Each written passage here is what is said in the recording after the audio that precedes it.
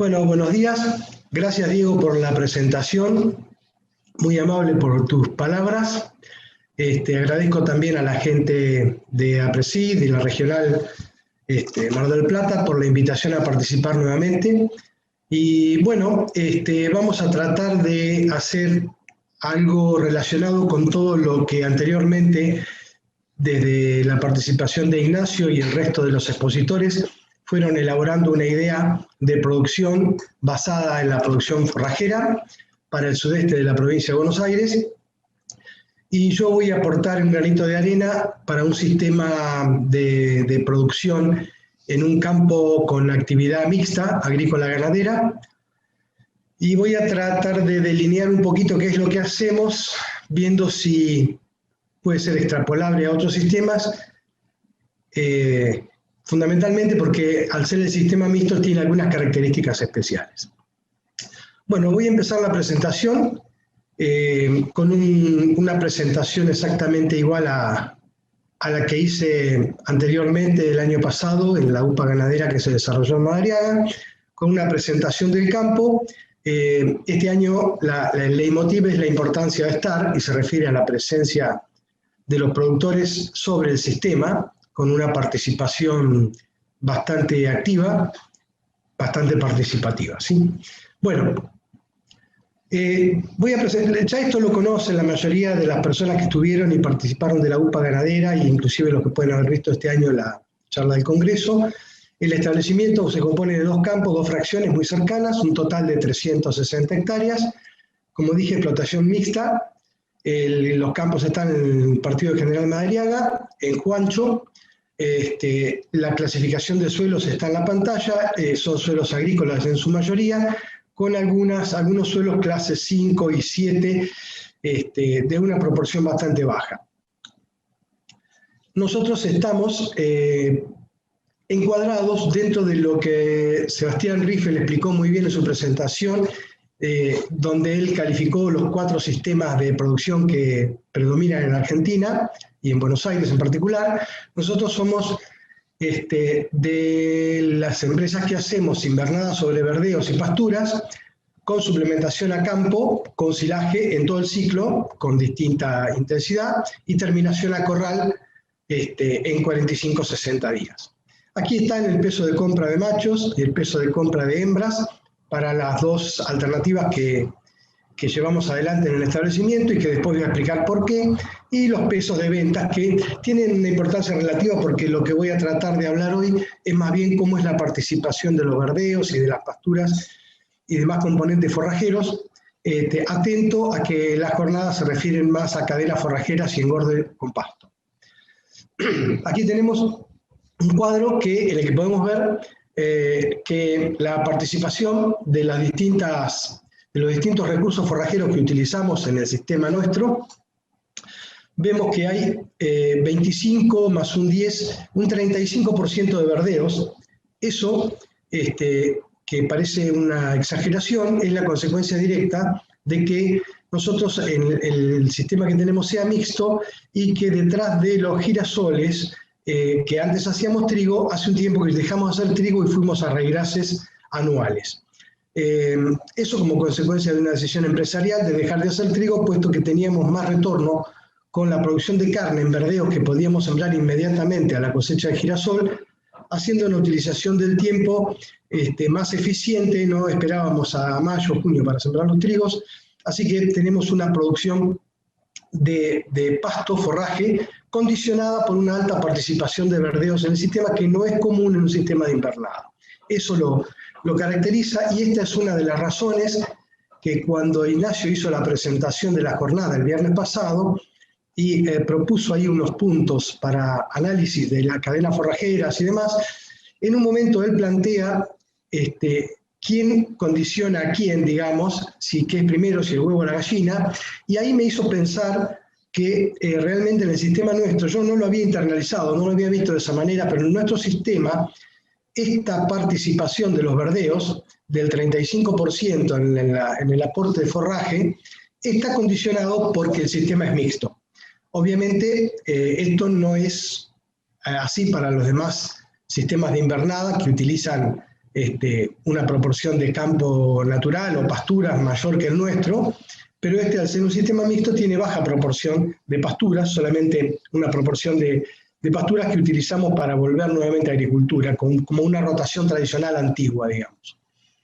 Vemos que hay un 23% de participación de pasturas que son de fetuca y de alfalfa en un 100%, el rastrojo de maíz, que es prácticamente despreciable porque lo pastoreamos unos poquititos días nada más para levantar el grano, que la forma de espiga puede haber quedado en el rastrojo para que no se convierta en una maleza complicada para la rotación agrícola siguiente. Maíz para silaje un 18% y maíz para grano un 22%.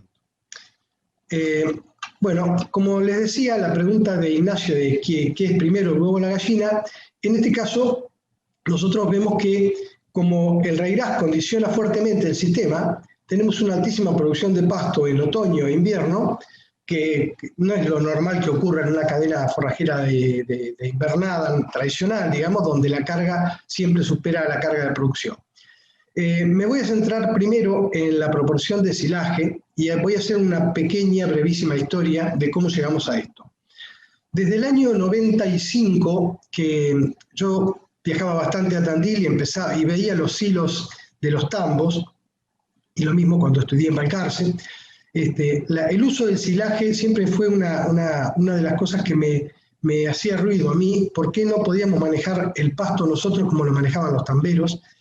Que era un ejemplo bastante gráfico de cómo obtener la mayor producción posible de cada recurso. Bueno, empezamos a desarrollar la práctica de hacer silaje de planta entera a partir del año 95.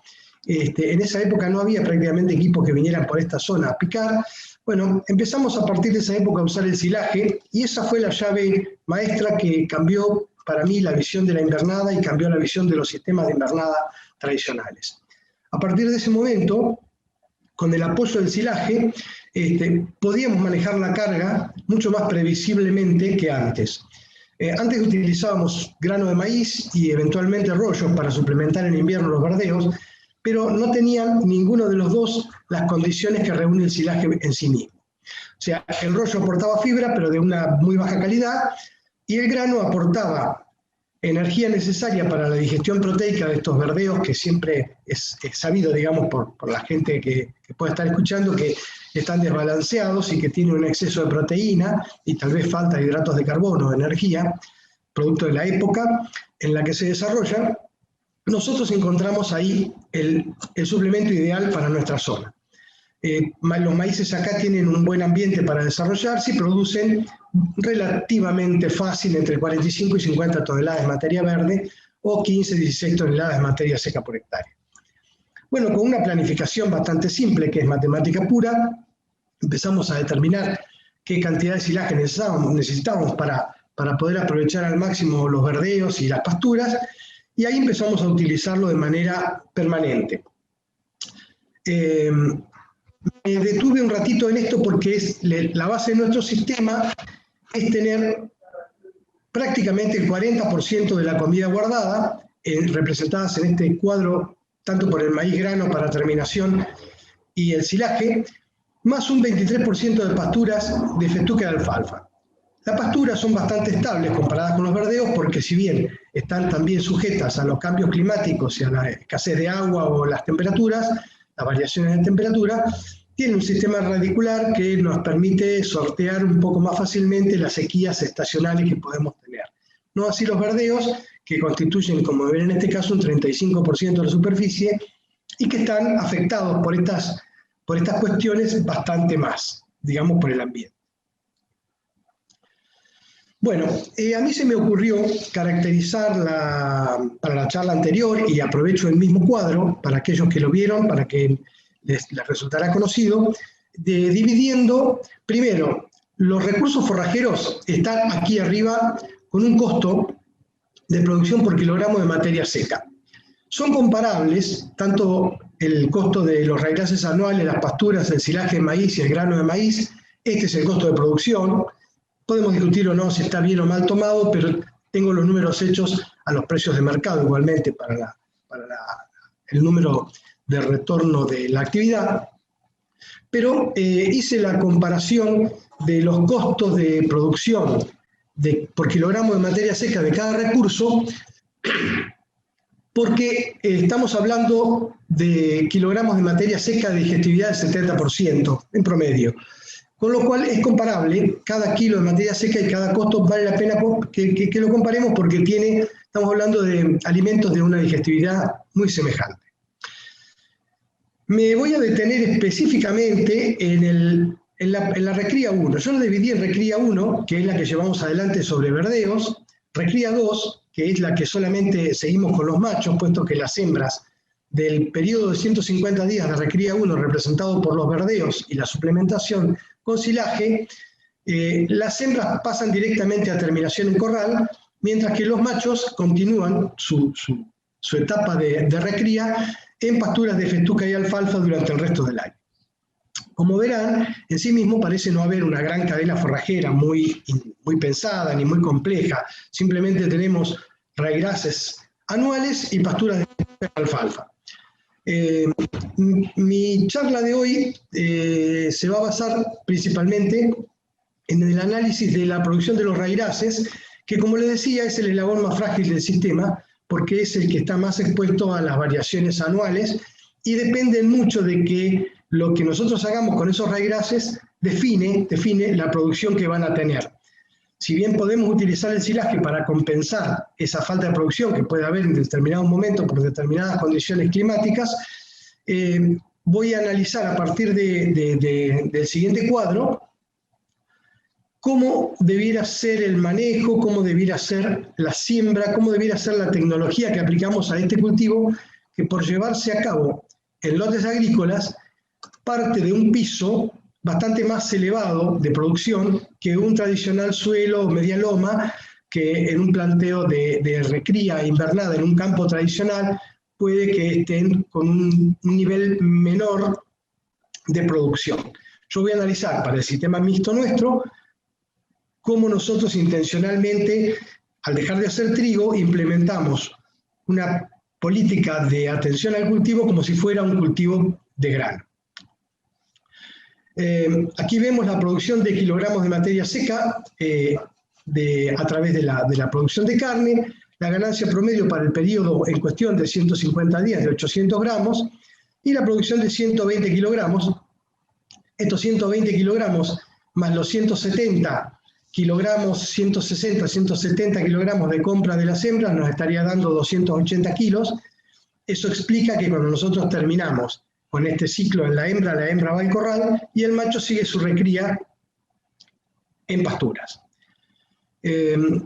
Aclaro que estos son cuadros esquemáticos y los números son redondeados a propósito para que sea más fácil visualizarlos y que esto es el promedio del lote de hembras que por supuesto tiene cuando uno lo compra una dispersión de kilogramos y también tiene una dispersión del cierre.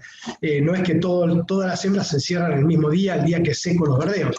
Eso es solamente un promedio y para poder visualizar fácilmente cómo es el ciclo de producción. Siempre me gustó simplificar las cosas tanto para trabajar como para ejemplificar, para que sea fácilmente entendible hacia dónde va la cuestión que trato de analizar.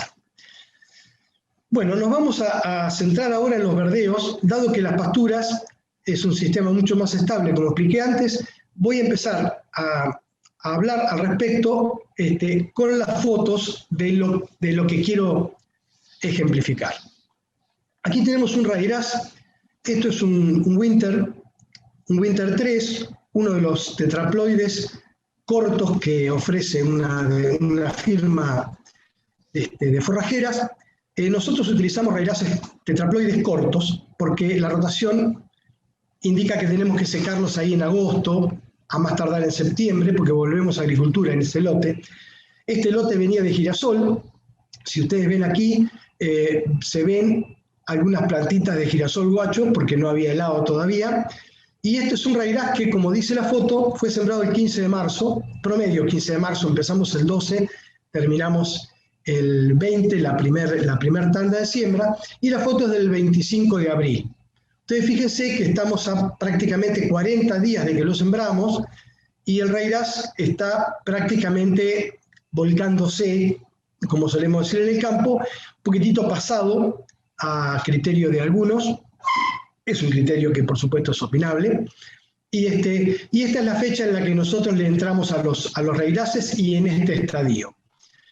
¿Por qué remarco lo de pasado? Porque un poco por, si escucharon la charla de Juan Luz el viernes pasado, ustedes vieron que entrándole a los rairaces un poco más tarde, con un poquito más de materia seca acumulada que en la entrada tradicional, que le entrábamos con 2.000 kilos de materia seca disponible, este rairaz está con 3.000, un poquito más de 3.000 kilos de materia seca disponible.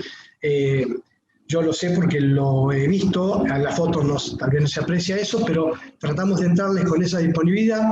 Eso nos permite ir corriendo todo el otoño e invierno con una materia seca acumulada a la que siempre le vamos corriendo un poquito de atrás. Es decir, vamos pastoreando rairaces que están un poquito pasados. No hay un gran desperdicio y no hay una gran cantidad de hojas muertas debajo. No pierde calidad el rairaz en esta época del año cuando se pasa un poquito. Y sí pierde productividad cuando lo pastoreamos antes de que esté en este estadio. En mi experiencia, en nuestra opinión, este es un punto para entrarle que hace bastante más eficiente todos los rebrotes posteriores. Nosotros estamos pastoreando los rairaces con una fecha de retorno por encima de los 45-50 días para la primera vuelta. Antes intentábamos tener una vuelta de 30 días. Lo que vimos a partir de hace 3 o 4 años, que empezamos a entrarle un poco más tarde y haciendo que la primera vuelta fuese a los 45 días, lo que vimos ahí es que teníamos una recuperación para el segundo pastoreo que nos permitía tener esto. Bueno, este es el mismo, este es el primer pastoreo, este es en la otra fracción de campo, en Esquina Vieja, primer pastoreo de novillos de destete, los terneros comprados ese ciclo, la cola de los novillos, en un rairaz winter exactamente igual al otro que es San Cayetano, este es en Esquina Vieja, fecha 30 del 4, ingreso al primer pastoreo. Este mismo día, 30 del 4, entramos con los novillos a los verdeos en Esquina Vieja y con las terneras a pastorear los rairaces en San Cayetano, el otro establecimiento. Lo importante y lo que estaba destacando recién es que al entrar nosotros con un buen volumen de pasto en el primer pastoreo, al segundo pastoreo tenemos esto. Lo que estamos viendo es la foto del 13 de julio. Este sería el segundo pastoreo, no del primer lote, pero sí el segundo pastoreo de este rairaz winter. Fíjense el volumen de materia acumulada, el tamaño de las plantas, ancho de hojas. Los rairaces acá en la costa siempre lucen espléndidos, con ese brillo característico que a mí me parece fantástico. Y hago la salvedad de, fíjense que este borde estamos prácticamente pegando a una laguna de junco. Con lo cual quiero resaltar que si bien este es un bajo dulce, no hace falta que sea una super loma para que el rairaz produzca de esta manera. Aún en los bajos tenemos una producción muy pero muy buena.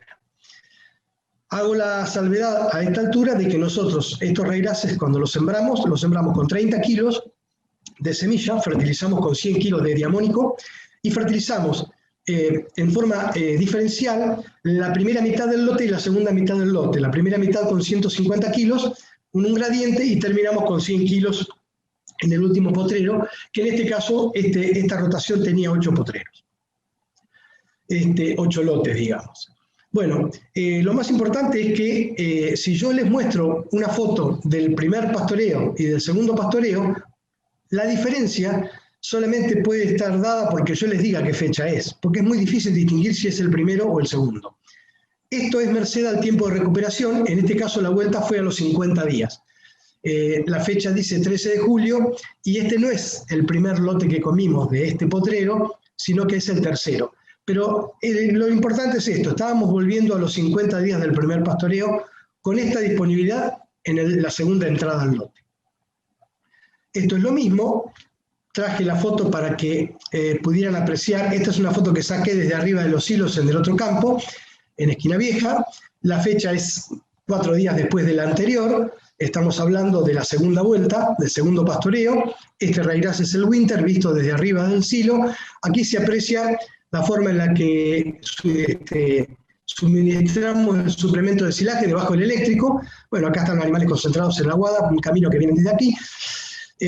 Se ven los animales, el grueso del lote, pastoreando el potrerito, la parcela esta, que este año nos dio un cambio más o menos de entre 4 y 5 días promedio por parcela de duración. Es un poquito más largo del recomendado, obviamente. Yo nunca trabajé con sistemas súper intensivos porque requiere una atención un poco más fina, más precisa. Yo no todos los días voy al campo, si bien todos los días que puedo voy, pero no voy todos los días. Y tener un margen de un día, entre 4 y 5 días, por cualquier problema que exista, de lluvias, de demoras, por alguna razón, siempre es una cosa más tranquila y es un mayor margen para no tener inconvenientes serios, digamos, que puedan sobrepastorear un lote muy fácilmente. Después les voy a mostrar una foto en la que sí ocurrió. Bueno, este sería el tercer pastoreo. Fíjense, estamos el 13 de agosto y yo estoy entrando al tercer pastoreo. Este sí es el mismo lote que el anterior, el 12 del 7. Acá volvimos a los 30 días, estábamos volviendo al lote en el tercer pastoreo, volví a los 30 días. Fíjense la disponibilidad que tiene este Reirás, es exactamente la misma que en la primera comida. Por eso yo decía, si yo no les digo la fecha de la foto, difícilmente ustedes pueden adivinar si es primer, segundo o tercer pastoreo. Muchas personas me han dicho en forma crítica, constructiva, por supuesto, que me está sobrando pasto y que yo podría producir más kilos de carne si suplementara con silaje y aumentase la carga. Debo decirles que este Reirás, exactamente este, y las fotos anteriores, estuvo pastoreado con una carga de 7 terneras por hectárea, sin suplemento de silaje. Porque una de las cosas que descubrí a partir de una charla que escuché de Juan Luz, es que nosotros veíamos que en los reiráces, cuando le entrábamos más tarde, aunque no suplementáramos con silaje, la ganancia de peso se mantenía estable por encima de los 800 gramos. Sorpresa para mí el primer año, pero ya no el segundo y no el tercero. Por eso decidimos no suplementar en este campo. Este campo es una fracción que no tiene puesto y no tiene pustero, lo manejamos nosotros con uno de mis hijos, que vamos todos los días, y resulta un poco más engorroso el tema de tener que suplementar y tener ahí un tractor disponible con una pala cargadora solamente para suplementar con silaje. Así que decidimos no suplementar con silaje en este caso y trabajamos un poquito más holgados con la carga, lo que se ve prácticamente en las fotos, ¿no? Que realmente estamos trabajando un poquito sobrados de pasto. Pero es nuestra forma de conservadoramente garantizarnos la